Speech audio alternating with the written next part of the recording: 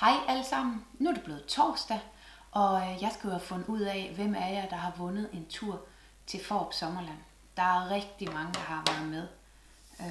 Og jeg har printet navnene. Jeg har skrevet navnene og printet dem ud.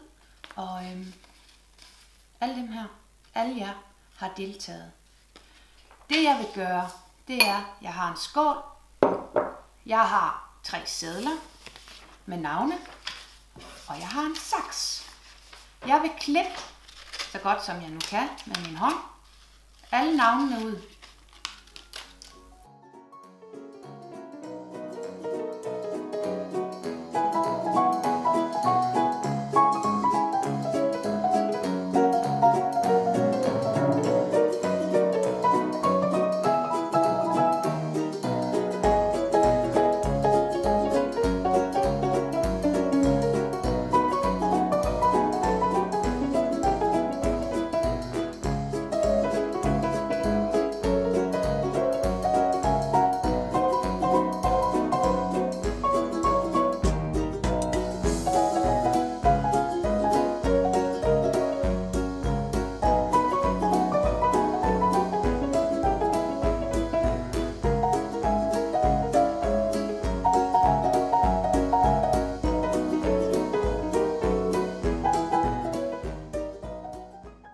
Så blev alle navnene klippet ud og foldet.